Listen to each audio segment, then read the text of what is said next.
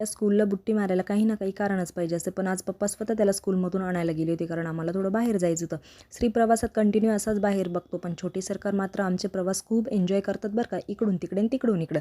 त्यानंतर आम्ही गाडीचा पोटोबा केला, कारण बाहेर निघालं म्हणजे गाडीचा पोटोबा करणं हा गरजेचाच असतो. मग नंतर आम्ही आमचाही पोटोबा करून घेतला. पण आमचं जेवणात काही मन लागतच नव्हतं, कारण आम्हाला एंट्रीलाच हे गाय वासरू दिसलं होतं. त्याच्यासोबतच आम्हाला खेळायचं होतं आणि तेच गाय वासरू आम्हाला सोबत घ्यायचं होतं. कसं बसं मामाने मनवलं आणि आईस्क्रीम घेऊन दिली. आईस्क्रीम खाण्याच्या नादात आम्ही गाय वासरू विसरलो बरं का. मग पुन्हा प्रवास सुरू झाला. हा घाटाचा प्रवास असल्यामुळं थोडं मळमळायला होत होतं. मी डोळे बंद करून घेतले.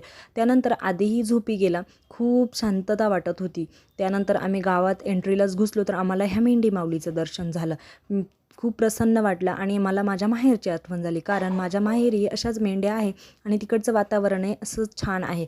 आधी श्री पाण्यात खेळत होते. माझाही काही मोह आवरला नाही म्हणून मी थोडं पाण्यात गेले. मंदिरात गेल्याच आम्हाला आरती भेटली आणि मंदिरातील शांतता आणि प्रसन्नता बघून आमचा थकवा दूर झाला. त्यानंतर आधीने पप्पाला आणि मामाला एक एक मिठी मारली आणि आम्ही निघालो परतीच्या प्रवासाला. सो असा होता आजचा दिवस. बाय.